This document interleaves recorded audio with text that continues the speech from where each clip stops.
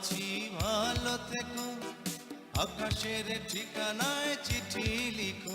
তিনি ছিলেন ৮০ দশকের অন্যতম জনপ্রিয় কবি। দ্রোহ ও প্রেম ছিল যার কবিতার মূল উপজীব্য।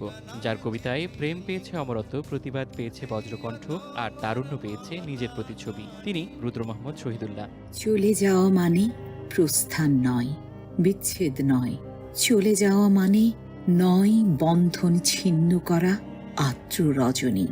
চলে গেলে আমারও অধিক কিছু থেকে যাবে আমার না থাকা জুড়ে।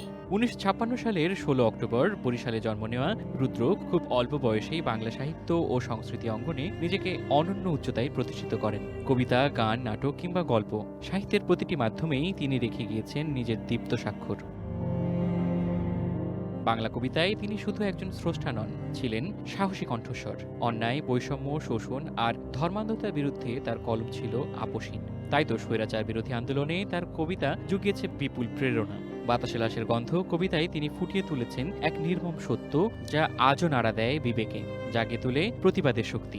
আজও আমি বাতাসে লাশের গন্ধ পাই, আজও আমি মাটিতে মৃত্যু। প্রেমের ক্ষেত্রে রুদ্র মোহাম্মদ শহীদুল্লাহ ছিলেন এক অসাধারণ আবেগের কারিগর। কবির লেখা ভালো আছি ভালো থেকো, আকাশে ঠিকানায় চিঠি লিখো একটি গানই প্রমাণ করে মানুষের হৃদয়ের গভীরতম অনুভূতি কতটা মায়াময় ভাষায় প্রকাশ করতে পারতেন তিনি। যদিও ক্ষণজন্মায় এ কবি যাপন করেছেন এক যাযাবর জীবন, আমৃত্যু গেয়ে গেছেন মানুষের মুক্তি ও সাম্যের গান।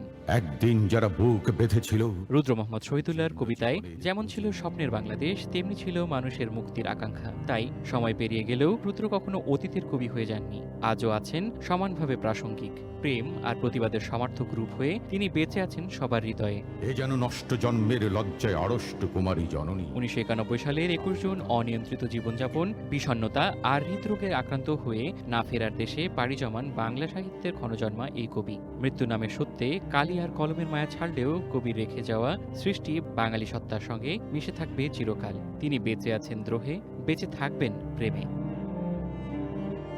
সাদ আহমেদ দীপ, ওয়ান এন্টারটেইনমেন্ট ডেস্ক।